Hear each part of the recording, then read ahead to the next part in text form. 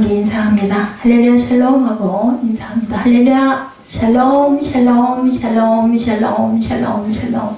하나님 사랑합니다. 여러분 주 안에서 사랑합니다. 오늘 예레미야 31장 말씀 우리 긴 구절 교독하셨는데 구약 잘들 안 읽으시니까 내용을 좀 아시라고 그렇게 설교가 조금 줄어드는 게 오히려 낫으시겠죠. 오늘 제목이 새 언약이에요. 뉴 커버넌트라고 나와 있죠. 이 31절에 보면은 야훼 말씀이라 보라 날이 이르리니 내가 이스라엘 집과 유다 집에 새 언약을 맺으리라 이렇게 말씀합니다. 예, 집에 새 언약을 맺으신대요. 31장의 주요한 구절 잠깐 제가 함께 보고 가죠. 예, 구절에 보면 나는 이스라엘의 아버지와 에브라임은 나의 장자다. 장자 받아들이죠. 예, 이스라엘 민족을 다시 분화해 주시겠다는 근거의 말씀. 예, 에브라임 누구예요? 요셉의 아들 이름이 에브라임이었어요. 그죠? 맏아들.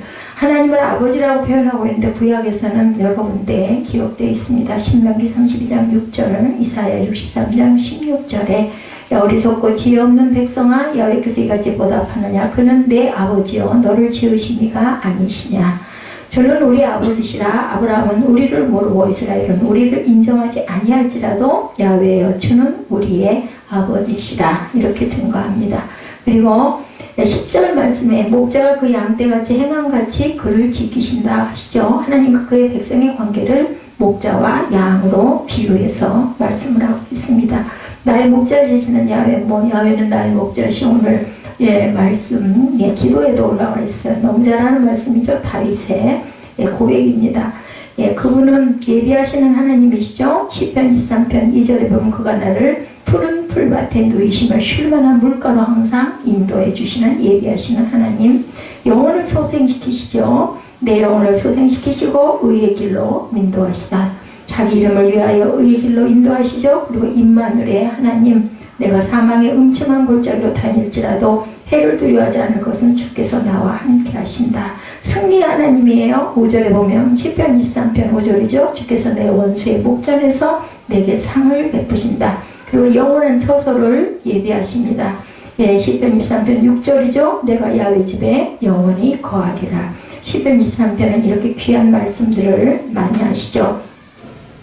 강한 자의 손에서 속량하셨다. 11절입니다. 구원하다와 같이 속량의 뜻을 알죠. 민족을 애굽에서 구원받은 사건을 이스라엘 민족을 나타내고 있습니다. 그리고 에브라임은 나의 사랑하는 아들 기뻐하는 자식이 아니냐. 20절 오늘 본문 말씀 북이스라엘에 대한 하나님의 변함없는 사랑을 표현하죠. 이처럼 하나님은 아버지가 아들을 사랑하듯 그의 백성을 사랑합니다. 호세아 11장 8절에 에브라임이여 내가 너를 어찌 놓겠느냐. 이스라엘이여 내가 어찌 너를 버리겠느냐. 어찌 너를 스고인같이 두겠느냐. 내 마음이 내 속에서 돌이켜 나의 긍휼이 온전히 불붙듯하도다. 호세아 14장 4절에 내가 그들의 반역을 고치고 기쁘게 그들을 사랑하리니 나의 진노가 그들에게서 떠났다라고 얘기합니다. 30절에 오늘 본문입니다. 누구나 자기의 죄악으로 말미암아 죽는다 그러죠. 오직 자신이 범한 죄로 대해서만 심판을 당하며 다른 사람들의 죄로 말미암아서 내가 심판당하는 일은 없다라는 거예요. 근데 심판은 내 죄로 내가 한 것들로 인해서. 에스겔 14장 20절에 비록 노아, 다니엘, 욥이 거기에 있을지라도 나의 삶을 두고 맹세하노니 그들도 자녀는 건지지 못하고 자기의 공의로 자기의 생명만 자녀까지 건져줄 수가 없어요. 그러니까 누구에게나 각각 아내가 남편을 건져줄 수가 없고 남편이 아내를 건져줄 수가 없습니다. 부모가 자녀를 건져줄 수가 없어요. 뭐를 끼치고 가야 될까요? 믿음을 가리키고 가야 되겠죠. 내가 나의 법을 그들의 속에 두며 그들의 마음에 기록하겠다. 오늘 보면 33절입니다. 시내산에서 주신 하나님의 법은 돌 위에 혹은 책에 기록된 그런 외적인 거죠. 하나님은 장차 새 영을 우리에게 주시고 하나님의 법을 마음에 기록하고 마음을 새롭게 해서 그리고 하나님의 법 곧 규례와 율법을 행하게 하시겠다라고 성경을 통해서 약속합니다. 시내산에서 주신 법이죠. 출애굽기 24장 7절에 언약서를 가져다 백성에게 낭독하여 듣게 하니 그들이 이르되 야훼의 모든 말씀을 우리에게 준행하리라 이렇게 고백을 합니다. 그래서 결국은 두 돌판을 가지고 오죠. 출애굽기 31장 18절에 시내산 위에서 모세에게 이르시기를 마치신 때 증거판 둘을 모세에게 주신 이는 돌판이요 하나님이 친히 쓰신 것 십계명을 말씀합니다. 성령을 통해서 우리에게 주셨죠.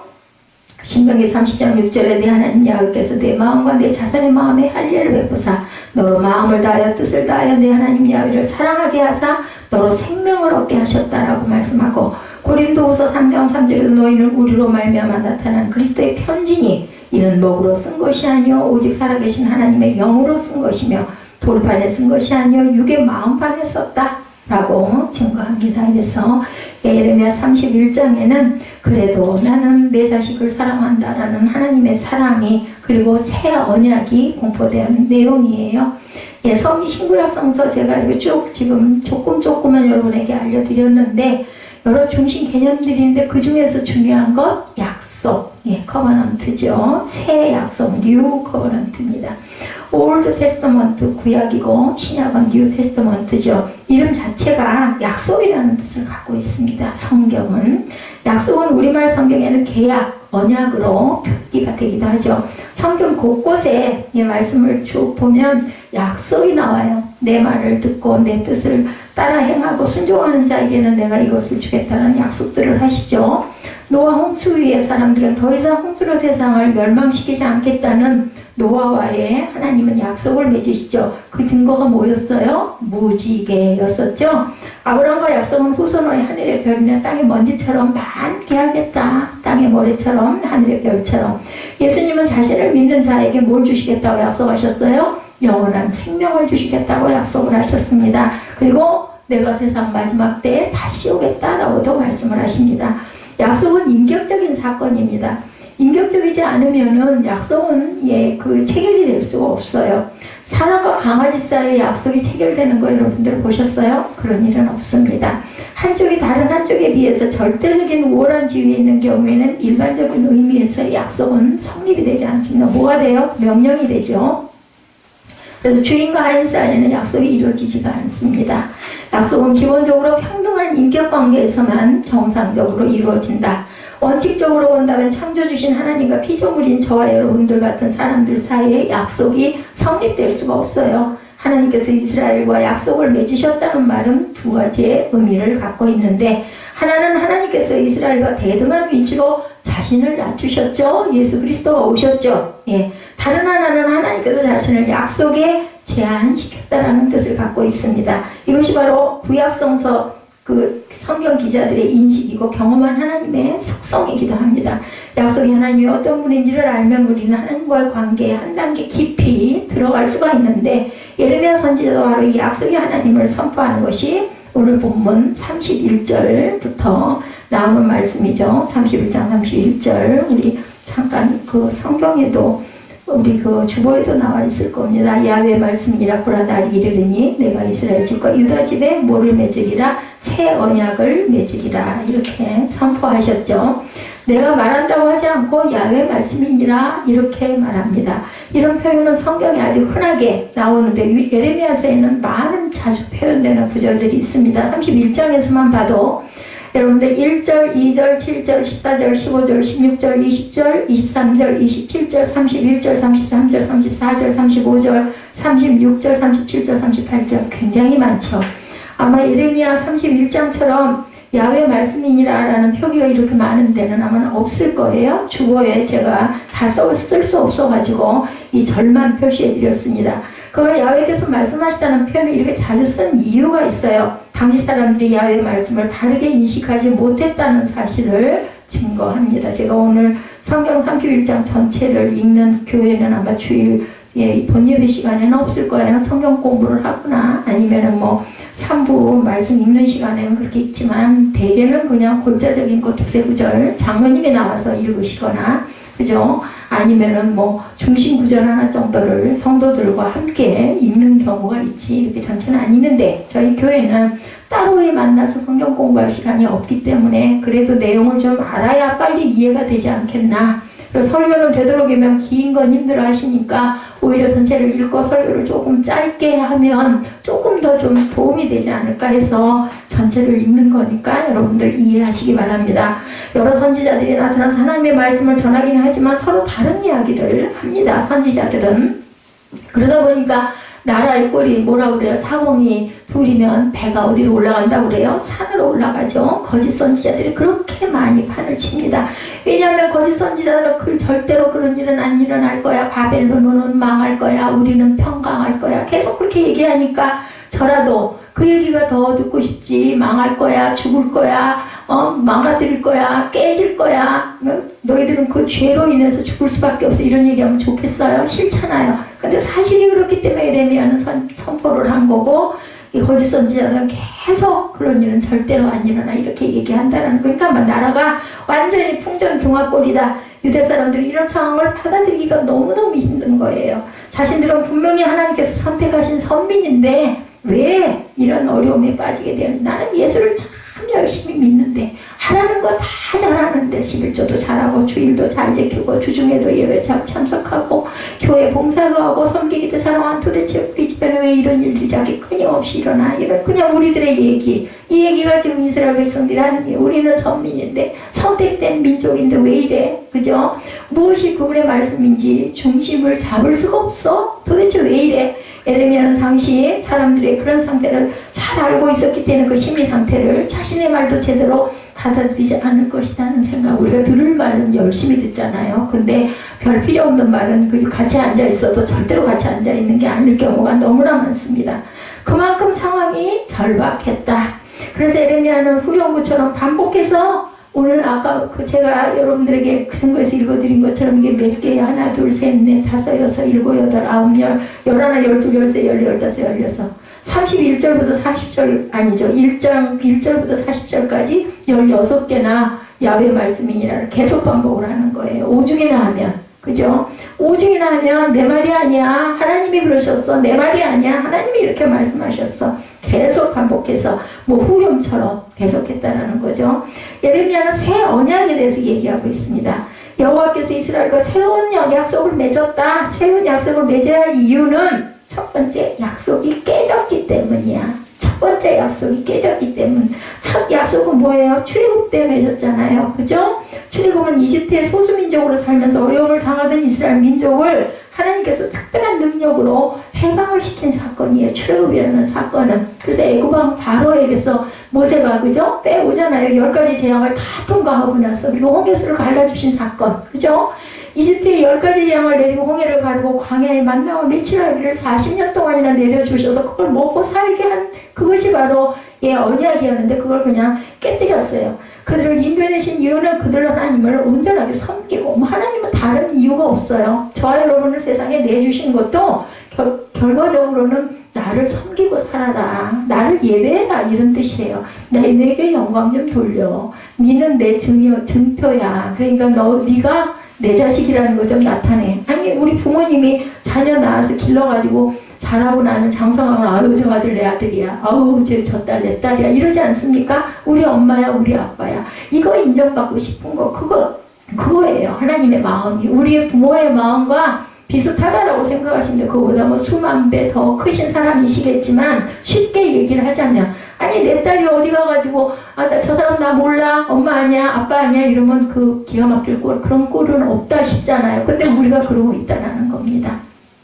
약속을 했는데도 그 약속을 어겼기 때문에 새 언약이 생긴 거죠. 신명기 6장 3절에 증거합니다. 이스라엘아, 듣고 삼가 그것을 행하라. 그리하면 내가 복을 받고 내 조상들의 하나님 야훼께서 내게 허락하신 같이 적과 꿀이 흐르는 땅에서 내가 크게 번성하리라. 그렇게만 하면, 그 약속만 지켜주면, 우리가 사람과 사람 사이도 약속하면 뭐라고 해요? 약속도 안 지키면서 뭘 또 달래? 없어.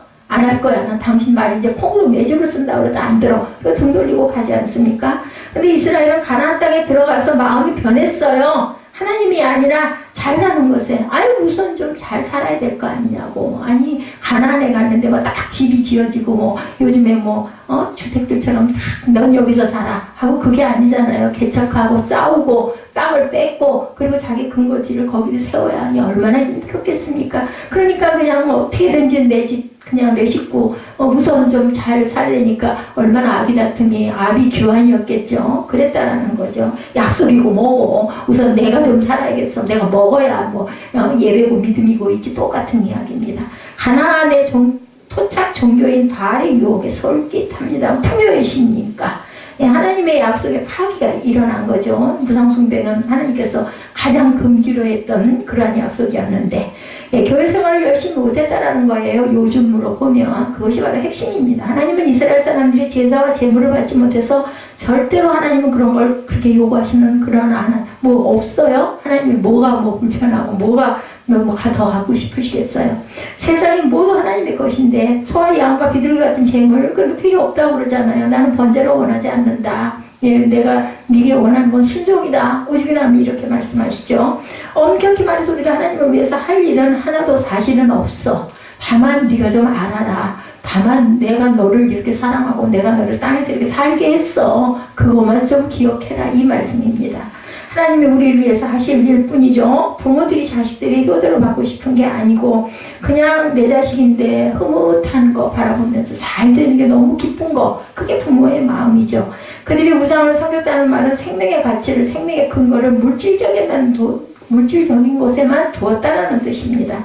잘 먹고 잘 사는 것을 최고의 가치로 둔 삶의 방식이 바로 무상 숭배라는 것. 현실적으로 보면 물질적인 것이 우리의 삶을 정말로 절대적으로 지배합니다. 그죠? 저도 아주 요즘에 한 2달 동안 그 부분에 전혀 생각을 안 했는데 하나님이 이끌어 주실 거고 뭐 아니면 어쩔 수 없고 이랬는데 요즘에 피부로 다 크게 앞에 닥치니까 나도 모르게 염려 근심이 되고 누워도 누운 것 같지가 않은 그런 마음이 아니 정말 죽겠을 때는 꼭꼭 채워주시는데 그게 자꾸 텀이 길어지고 더 빈자리가 자꾸 생기니까 그런 마음이 들어요. 사람들은 정말 선량하다 아니다 인격적이다 아니다 하는 것을 떠나서 저절로 그렇게 살게 되죠. 왜? 세상에 사는 게 만만치가 않습니다. 결과는 생명의 훼손, 죽음이 오죠. 여러분들 그 아프신 분들 아니면 장례식장 가보면은 정말 내 마음대로 내가 살 수 있는 게 아니에요. 40 조금 넘었는데 돌아가는 분이 있는가 하면은 80이 넘으셨는데 살고 계신 분도 있어요. 누가 알았겠어요? 어머니가 딸보다 더 오래 살 거 하나님밖에 몰라요. 우리 마음대로 같으면 젊은 사람이 좀 더 살아서 자녀들도 잘 기르고 연세 드셨으니까 선택하라고 하면 연세가 좀 드시고 하신 분이 차라리 얼른 가시면 좋겠는데요. 우리 누가 마음대로 되는 건 아니라는 거죠. 겉으로는 살아있는 것 같아도 실제로는 죽은 것. 내 마음대로 할 수는 없는 거. 제가 오늘 아침에 그 얘기했어요. 내가 숨 쉬는 건 내 마음대로 쉴 수 없는 거잖아. 학교 가는 게 중요하지만 그거보다 사실은 예배가 더 중요하다는 것을 사람들은 모른다. 아니야 더 자고 싶겠지. 11시까지 자고 12시까지 잘 수 있죠. 그럼 그렇게 계속 해가지고 나중에 결과적으로 얻어지는 게 뭔지 그거는 우리가 알 수 있는 게 아니면 공부만 열심히 절대로 아니라는 겁니다. 겉으로는 살아있는 것 같아도 실제로는 죽은 것. 그래서 선지자들은 거기서 돌아서라고 즐기차게 왜 오늘도 제가 외치잖아요. 예레미야 대신 말씀으로 그대로 대언입니다. 대언. 그렇기 때문에 죄송은 항상 기도할 때 하나님의 말씀만 증거하게 주옵소서. 물론 뭐 거기에 무슨 본인의 뭐 예나 지금 주변의 어떤 그런 간증이나 이런 걸 이용하기는 하지만 말씀에 감동이 오는 부분 그리고 성경 말씀 그대로 전하는 게 맞습니다. 예레미야는 자기 민족의 생명과 생존의 근거를 하나님께 두지 못했다 이렇게 오늘 부르짖죠. 약속의 파기 그래서 새 언약이 아니 약속이 그대로 지켜지면 새 언약을 왜 해요? 왜 계약을 다시 하겠어요? 아무 소용없죠. 하나님은 약속의 자신을 제한시키는 분이기 때문에 결국 예루살렘은 패망할 수밖에 없었습니다. 이것이 예레미야의 영적 통찰 역사의 해석이었습니다. 오늘 본문이 성서는 이런 진실을 종교적이라거나 비현실적이라고 보는 사람들도 어쩌면 있을 수도 있어요. 뭐 그렇게까지 꼭 그래야 돼? 하나님이 뭐 아들을 왜 십자가에다 못을 박냐고 그냥 한번 용서해 주시면 되지. 근데 하나님은 아까도 말씀드렸지만 항상 정확하게 약속의 근거를 두었기 때문에 파기가 되면 그거는 나도 어쩔 수가 없다. 주인인 나도 내 아들이라도 번제로 드려야지 그게 해결이 된다라는 이야기입니다. 유다가 망한 이유는 하나님과 관계라기보다는 군사력, 경제력 문제이거나 외교 정책을 잘못했기 때문인지 무슨 그런 하나님이 그래. 근데 그 모든 돌아가는 일들도 그 위에는 하나님의 손길이 선이 붙잡고 계신다라는 것. 역사 공부한 사람들은 나라의 운명이라는 게 국력에만 있지 않다라는 것 다들 아마 알 거예요. 모든 게 계산대로 절대로 돌아가지 않습니다. 뭐 한 가정도 마찬가지예요. 이러면 이렇게 가겠지 계획은 하지만 그대로 이행되는 일은 없습니다. 뭐 그런 얘기 있죠. 클로에파트라의 코가 조금만 낮았어도 로마의 역사가 달라졌을 것이다. 이런 이야기 제가 어렸을 때 많이 들었어요. 어마어마한 역사의 변화도 에피소드에 불과한 작은 일로부터 생기는 경우가 너무나 많다. 에레미야를 비롯한 구약의 선지자들은 우리의 예상을 뛰어넘는 역사의 거대한 흐름을 인식하고 있었고 그것이 바로 하나님에 의한 것이라는 것을 알게 됩니다. 그러니까 그런 얘기 하잖아요. 우연이 없어. 우연이라는 건 우리가 깨닫지 못해서야 라고 얘기하죠. 하나님의 약속에 충실할 때만 개인이나 민족이 살아날 수 있다라는 겁니다. 출애굽 때의 약속은 그때 그 약속은 이제 폐기가 됐다. 따라서 유대민족은 더 이상 하나님의 백성이 아니다. 그것으로 모든 게 끝장이 났어요. 이혼 서류에 도장 딱 찍고 요즘은 뭐 그것도 있죠. 유예기간도 있고 뭐도 있지만 하나님과의 약속은 아닙니다. 처음의 약속으로 돌아갈 수는 없다. 그래서 하나님께서는 새로운 약속을 내준 것을 예레미야가 선포한 게 바로 본문 33절입니다. 33절에 보니 그날 이후에 내가 이스라엘 집과 맺을 언약은 이러하니 곧 내가 나의 법을 그들의 속에 두며 그들의 마음에 기록하여 나는 그들의 하나님이 되고 그들은 내 백성이 될 것이라 야훼의 말씀입니다. 이 말씀 어서 많이 봤죠? 예, 앞장에서도 나는 너의 하나님이 되고 너는 나의 백성이다. 이 얘기를 자꾸 하는 이유는 뭐겠어요? 네가 그렇지가 못하다 보니까 자꾸 얘기를 하는 거예요. 부모들이 왜 자녀들에게 자꾸 똑같은 소리 반복해요? 그렇지 안 하니까 그 얘기를 자꾸 하는 거죠. 내가 이스라엘 집과 맺은 언약은 이러하다. 내가 나의 법을 그들의 속에 두고 그들의 마음에 기록하여 나는 그들의 하나님이 되고 그들은 내 백성이 될 것이다. 이 말씀만으로 본다면 새 약속이 출애굽의 약속과 다른 게 별로 없는 것 같이 보입니다. 나의 법을 그들의 속에 두고 그들의 마음에 기록하며 해서 법은 율법을 가리킵니다. 그 율법은 이미 출애굽 직후에 광야 시절에 주어졌어요. 십계명으로 인해서. 모세는 광야 시절 초기에 시내산에서 십계명을 비롯해서 각종 율법을 받죠. 그래가지고 출애굽기 내용이 민수기 신명기에 자세하게 언급이 되어 있습니다. 모세 오경이라고 그러죠. 예레미야는 왜 출애굽 당시에 주어졌던 율법을 다시 언급하면서 그것을 새로운 약속인 것처럼 이야기를 할까? 이 문제를 해결하려면 구약성서에 대한 개론적인 공부를 우리가 해야 되는데 구약성서는 창조부터 시작해서 이스라엘의 시족들과 부족 그리고 이집트 이민과 가나안 정복과 부족시대 왕정시대를 연대적으로 차례차례 기록해 놓지는 않았어요. 보면은 열왕기상이 먼저니까 먼저 순서가 앞이겠지. 근데 안 그래요. 그리고 그 뒤에 열왕기상하 역대상하잖아요. 역대상하에서 보면은요 다윗의 얘기가 그 뒤에 나와서 적혀 있기도 하고 같은 열왕기상에도 순서가 바뀌어 있기도 해요. 그렇기 때문에 그것들을 쭉 알 수가 없습니다. 고대 시대에는 사람들이 이런 걸 기록할 생각을 하지 못했어요. 그것은 역사가 무엇이냐에 대한 철학적 질문이 나오면서부터 기록이 되기 시작했다는 겁니다. 역사에 대한 질문은 운명이 아주 크게 발전하거나 어떤 위기에 처할 때에 나옵니다. 여러분들이 예배드리기 힘들어 하시면 제가 말씀을 편하게 천천히 증거를 못해요. 제가 마음이 연약하고 약해서 차라리 너무나 괴로운 분들은 밖에 나갔다 오세요. 아주 볼 수가 없어. 저 혼자 그냥 떠들다가 영상 끝나면은 그때 들어오셔가지고 식사하시고 돌아가시면 되겠네. 도대체 왜 그냥 줄기 따라서 말씀드리는 오늘 본문이 10장이거든요. 여러분들 20장에서 10장으로 줄었어 지금. 지금 7장째예요. 7장째. 그리고 말을 얼마나 빨리 하는지 몰라. 지금 영상 찍고 있는데도 제가 이 얘기합니다. 이렇게 예배 드리려면 나오지 마세요. 괜찮아요. 안 나오셔도. 아무도 없으면 혼자 기도하다가 뭐 어쩌겠어요. 먹을 것도 없고 세금 못 내고 그러면 그냥 문 닫아야 되겠죠. 그 지름길이에요. 그 길이. 그냥 누구하고 친구하고 얘기할 때는 그냥 1시간이 가는 줄 모르고 얘기하시잖아요. 근데 다른 거 얘기하는 게 아니라 저 그냥 성경 말씀 그대로 베껴갖고 여러분들한테 말씀드리는 그냥 읽어드리는 거예요. 얘기할 틈도 없어서. 저희 교회처럼 간증이나 목사 얘기가 들어가지 않는 그러한 설교 아마 없을 거예요. 거의 말씀만 그대로 그냥 줄줄 읽어. 왜냐면 빨랑 끝내드려야 되니까. 왜냐면 그 옆에 식사하러 오시는 분들이 1시부터 오신다고 하니까 그래서 마음이 급해가지고 오늘 찬양도 짧게 했어요. 몇 곡 잘라버리고. 혹시나 너무 소란스러워가지고 말씀 전하는 거 잘 안 들리고 그 소음 때문에 제가 열심히 설교를 못할 것 같아가지고 누가 그렇게 열심히 듣는다고. 제가 이런 말씀 드리면 또 내가 왜 그런 말을 들어야 돼? 그까지 그 교회 안 나가면 되지. 뭐 그래도 어쩔 수 없죠. 저는 어쩔 수 없습니다. 그렇게 힘드시면 예배 드리지 마세요. 억지로 나오실 거 없습니다. 바벨론 포로 전후의 역사 경험이 거기에 나타나 있는 거죠. 신의 산의 율법은 출애굽 이후 당시에 완성된 게 아니라 대략 1000년 후에 일어난 바벨론 포로 전후의 역사 경험이 나타난 거예요. 이런 신학적인 설명을 전제하고라 하더라도 예레미야가 그런 정도의 사실을 새로운 약속이라고 말했을 것 같지는 않아요.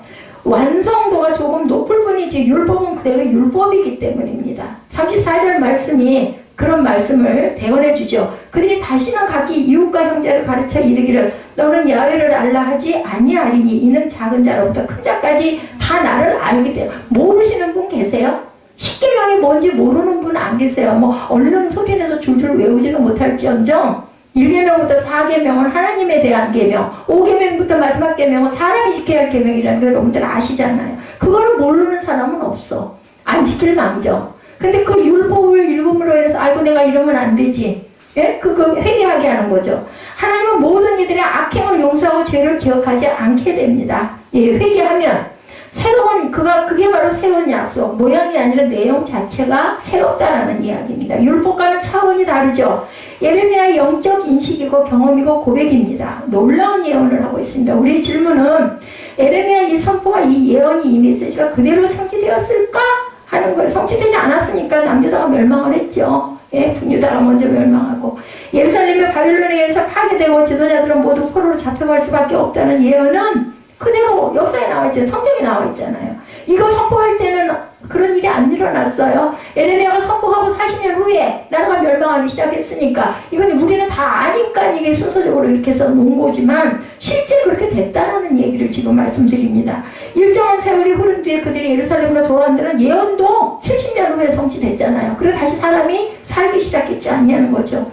모두가 하나님을 알고 믿게 될 것이라는 새로운 약속에 대한 예언은 성취가 되지 못했어요. 지금도. 그죠? 포로 귀환 후 이스라엘의 역사는 새로운 약속과는 거리가 멀었습니다. 성전을 재건축하고 율법을 강조하고 여러 종교의식을 복원하면서 반짝하고 뭔가 이루어질 것 같았는데 결국 또 그 지경 그 꼴이 됐다라는 겁니다. 하나님 신앙도 별로 진전이 없습니다. 유대인들은 주변의 제국에 계속 시달리면서도 자기 나라 말도 잊어버렸어요. 결국 로마의 식민지로 전락한 상태에서 예수님 시대까지 이르게 됐어요. 결과가 그렇게 됐다라는 겁니다. 우리나라도 말 잃어버릴 뻔했잖아요. 그래서 일본인들이 일본말 쓰라고 그러고 초등학교 가가지고도 일본말로 말하는 거 한국말로 말하면 여기다 빨간 명찰을 하나씩 줬다고 그러더라고요. 뭐 몇 개가 되면 퇴학을 당하고 뭐 이럴 정도로. 왜냐면 말을 일본어로 안 하다고 뭐 자꾸 하다 보면 내 말 잊어버리니까 지금 뭐 해외에 나와 있는 2세 3세들이 우리말을 잘 못하잖아요. 그런 것처럼 말을 잊어버리게 한 거죠. 예레미야가 전혀 새로운 차원에서 제시된 새로운 약속은 유대 역사에서 절대 이루어지지 못했어요. 그렇다고 해서 예레미야의 영적 통찰이 거짓된 것은 아닙니다. 예레미야는 유대 역사의 미래를 정확하게 알지 못한 채 하나님의 진리를 바르게 미래는 모르죠. 선포하게 영을 주셨으니까 그대로 마음에 온 감동 그대로 전했던 겁니다. 근데 왜 이게 기록이 됐을까요? 그대로 성취됐기 때문에 성경에 기록이 돼서 들어가 있는 겁니다. 그때 성취 얘기할 때는 에레미야도 모르고 돌아가죠. 돌아가고 그 이후에 이런 일들이 일어나고 성경으로 쓰여진 거다. 에레미야가 말하는 새로운 약속이 어떤 성격의 것이었는지를 우리 생각해 보면 두 가지. 하나는 모든 사람이 하나님을 저절로 알게 될 것이라는 사실. 하나님의 모든 아들에게 확연하게 드러난 그 뜻, 하나님의 드러나심은 계시죠. 계시. 그게 이스라엘의 역사에서는 성취되지를 못해요. 하나님의 계시는 예수님에게 이르러서 일어납니다. 예수님은 하나님의 계시예요. 계시로 오신 분입니다. 그걸 우리에게 익숙한 표현으로 바꿔 말하면 예수님이 사람이 아니라 하나님의 아들이라는 뜻이에요. 여러분들 그 믿을 수 없을 수 있는 분들도 있어요. 교회 나오시는 분들도 어떻게 사람이 신이야. 그렇다니까 그렇겠지만 근데요. 우리보다 훨씬 똑똑하고 성경을 많이 아는 사람들이 공의회라는 것을 회의를 수도 없이 해가지고 예수님은 신격이다, 하나님의 아들이다라고 선포가 된 거예요. 그럼 믿으려면 믿고 말려면 말아야 되겠죠, 그죠? 예수 믿는 사람은 그걸 근거로 믿는 겁니다. 에레미야가 본 새로운 약속은 예수님에게 성취되었습니다. 새로운 약속의 두 번째 성경은 속죄입니다. 내가 그들의 악행을 사하고 다시는 그 죄를 기억하지 아니하리라. 34절 후반절에 나타나 있죠. 에레미야는 이스라엘 역사를 보면서 사람이 악과 죄를 떠날 수 없다는 사실을 알게 됩니다. 출애굽게 받은 약속인 율법을 기준으로 하면 구원받을 사람은 하나도 없어요. 없어요. 의롭지 않다. 오늘 로마서에서도 그 얘기 하잖아요. 의인은 없나니 하나도 없고 죄를 짓지 못할 사람은 하나도 없어. 새로운 약속에 따르면 하나님은 사람을 일방적으로 용서하셨다는 그것만이 유일한 구원의 길이었기 때문에, 근데 그냥 할 수가 없으니까 아들이라도 매달아가지고 그 피로 죄사함을 주셨다는 거죠. 그게 이스라엘의 역사에는 성취되지 못했어요. 일방적인 사죄 사건은 바로 예수 그리스도에 의해서 일어나죠. 예수 그리스도를 믿기만 하면 의롭다 인정. 근데 그 믿기만 한다는 게 쉽지는 않아요. 그 믿는다라는 게 여러분들 입으로 나 예수 믿어 한다고 믿어지는 건 아니잖아요. 마음으로 믿어져야 됩니다. 근데 왜 그렇게 하고 교회 다녀요? 입술로 해서 선포하고 계속 다니다 보면 양육이 되고 훈련이 되고, 그리고 말씀을 읽다 보면, 찬양을 하다 보면, 기도를 하다 보면 믿어지는 때를 기다리고 그 기회를 받는 겁니다. 그것이 바로. 그래가지고 울고불고 성령이 임했다라고 하고 눈물 뿌려서 진짜로 사죄를 하는, 속죄를 하는 때가 있어야 합니다. 그런 자만 천국에 가요. 여러분들 선택은 본인들의 몫입니다.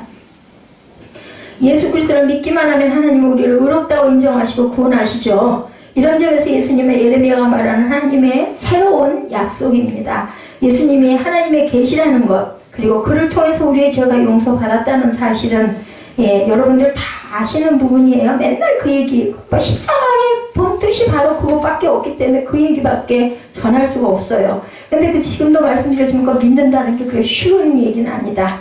그것은 저와 여러분들이 분명히 그건 너무나 쉬운 사실이지만 10번, 100번, 1000번이라도 계속 얘기해야 될 부분. 머리로만이 아니라 몸으로, 영혼으로 알고 믿고 가야 되는 거. 그러니까 예배를 드린다는 건 여러분들 몸이 오시잖아요. 그리고 여러분들 재단에다가 헌금 드리시잖아요. 몸도 드리고 마음도 드리고 물질도 드리고 또 뭐 드려요? 시간도 드리고, 그냥 내 영혼 육을 다 드리는 게 예배다. 그러면서 만나셔야 돼요. 하나님 말씀을. 아니 뭐하러 와서 앉아 계세요? 안 들으시려면 그냥 뭐 형식으로 하나님 아세요. 제가 아는데 하나님 모르시겠느냐는 거죠. 이왕 와서 앉았으면 듣고 가시고 받고 가세요. 그 안수받는 것만이 축복받는 거 아니잖아요. 말씀으로 살아나야 내가 마음에 소망도 심고 생활도 조금씩이라도 변화되죠. 수백 번 입술로 정말 누군가가 미웠고 누군가가 원망스럽고 한탄스럽고 내 환경이 그럴다 할지라도 그래도 나를 천국에서 안아주시려고 기다리고 계시고 나는 어차피 몇십 년 후면 갈 거니까 그래도 내가 조금 억울해도 견디고 가야지 하는 마음이 생기지 않겠어요? 제가 아까 헌금봉투 읽으면서 우리 너무나 잘 아는 말씀이죠. 입술로 본인들이 그 고백, 이거 왜 쓰시라고, 헌금봉투 왜 쓰세요? 네? 왜 쓰세요?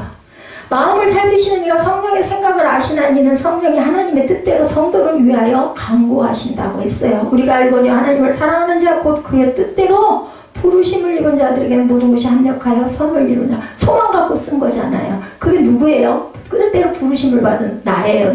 저예요. 여러분들이에요. 그런 마음을 가지시면 어떻게 해야 되겠어요?